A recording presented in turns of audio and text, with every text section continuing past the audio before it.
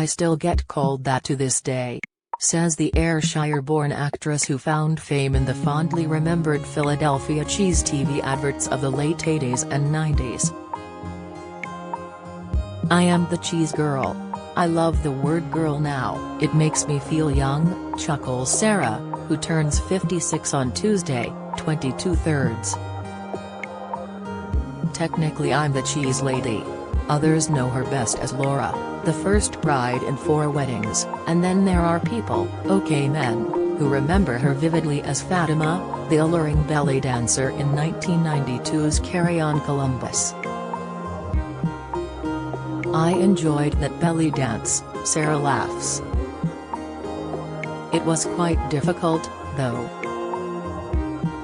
I had to do 4 workshops just for that little scene. The film was such fun to do. I'd grown up with the carry-ons, they were great. There was an innocence about them, it's not the same in comedy now." She finds fame odd. "Sometimes people talk about me as if I'm deaf. You hear them say, 'Is she on our flight? Where's she sitting?'" The cheese ads kick-started her screen career, and revitalized her bank balance. Doing that commercial for a week paid as much as doing theater for a year. But behind that ditzy comedy blonde lurks a seriously accomplished actress. Crowe has starred in Alan Ayckbourn's Absurd Person Singular, Somerset Maugham's The Constant Wife and Noel Coward's Private Lives. Her performance as honeymooner Sybil won her first Olivier. "My big love is theatre," Sara says. "There's something magical about live performance and the interaction with the audience. The adrenaline flows." She plays Faye in Tim Firth's touring play Sheila's Island, with Judy Flynn, Abigail Thaw and Rena Fatania as 4 women on a team-building weekend who get stranded in the Lake District. It's very funny, it asks what you'd do if you were stranded on an island and the results aren't pretty. It's about survival and the worst traits come to the fore. Firth adapted it from his hit play Neville's Island, replacing middle management men with middle management women.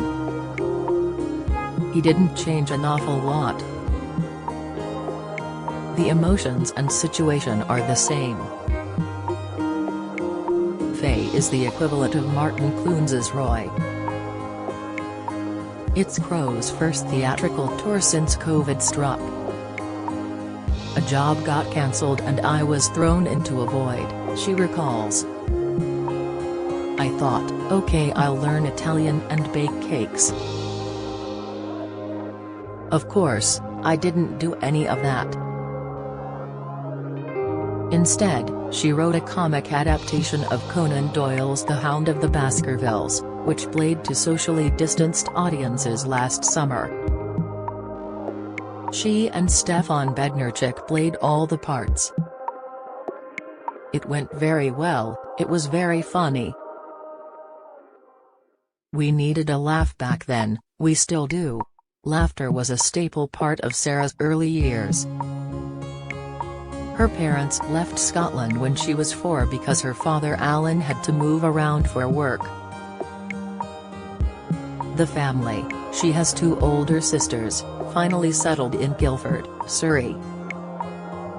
"We used to watch television together, The Gen Game with Bruce and Anthea, Dave Allen, Dick Emery, Some Mothers Do Avon, Dad's Army." She made her stage debut at 14, at the Yvonne Arnaud Theatre, Guildford. "I played a bordello girl. I didn't know what a bordello girl was, but I loved the glamorous costumes. I remember thinking this is a wonderful thing to do, imagine if this were a job, if somebody paid me to do this. School was very strict, running in the corridor was a capital offense, so at 16 she started drama school and, after graduating, formed comedy double act The Flaming Hamsters with school pal Anne Bryson. We did it first at the Edinburgh Festival and then tried it out in Covent Garden in the mid-80s, and pubs and clubs. It was a lot scarier than acting. Their chemistry and comic delivery landed them the Philadelphia ads, playing ditzy friends with an unhealthy craving for cream cheese in a string of silly commercials that were on our screens for a decade. TV comedies followed, including Now Something Else, The Rory Bremner Show, Hot Metal, Haggard, Alas Smith and Jones, and ITV sitcoms Sometime, Never. All were overshadowed by 4 weddings. It was the best job ever, like going to a wedding that lasted all summer, and getting paid for it. People said my dress was awful. I liked it. I must have terrible taste. None of us knew it'd be so big. Twice married Sara met her first husband, actor Toby Dale, son of Jim, on the set of Carry On Columbus and wed a month later. They divorced in 1998 and she has been happily married to comedy writer Sean Carson, nephew of the great Frank, since 2003. They live in a Surrey village close to her 96-year-old father and older sisters. Her mother Nita died in 2004, but Sara helped to look after her dad during lockdown. He was a chemical engineer for Shell. He's a very clever man. He can tell you how to get uranium out of the ground, but he can't tell you how to change the bed sheets. Crowe has a wonderfully sharp brain too. She published her heartwarming debut novel Campari for Breakfast in 2014, it's still on sale. And the sequel, Martini Henry, in 2018. I'm working on the 3rd one. It's hard to get quality time to write, she says, especially with the stage in her blood. Her all-time favorite jobs include Acorn Antiques the musical. I was a huge fan of Victoria Wood, and I'd grown up pretending I was a pop star, singing into a deodorant in the bathroom. Unplanned stage incidents most tickle her fancy. In Twelfth Night at the Playhouse, there's a scene near the end where Sebastian and Violet get together and everyone is on stage. The soldiers are there in helmets, it's very dramatic, and right at the pinnacle of the big scene Lionel Guyet's helmet fell off and rolled down the stage. It completely shattered the illusion. Less funny was the afternoon she tore her calf muscle playing evil Madame Wu in Cinderella at the Lyric Theatre in 2015. It was a chase scene. I had to go off stage, sprint down 2 flights, up 2 flights, and back on stage, she recalls. In a matinee performance, I managed to tear the calf muscle and the Achilles tendon of my left leg. It was agonizing, but there was no understudy, so I finished it using a stick. I did the evening show in a wheelchair. But the next day, I couldn't walk, so they had to recast my role. What is happening where you live? Find out by adding your postcode or visit in your area. TV parts continued into the noughties. She appeared in Doctors, Midsummer Murders, Skins, and played Sheila Morris in EastEnders, but artistically Sara has made more impact treading the boards.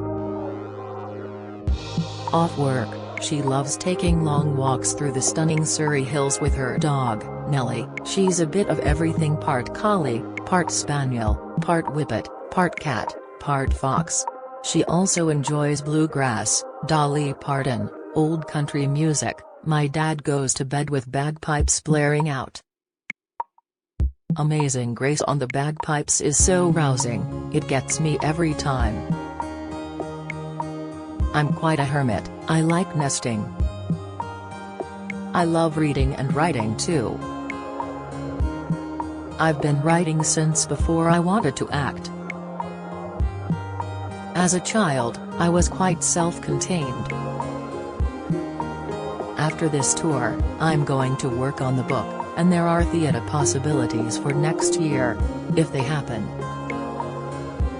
You have to say that now, don't you? Sheila's Island is touring now. For dates and tickets see yvonnearnaud.co.uk/touring.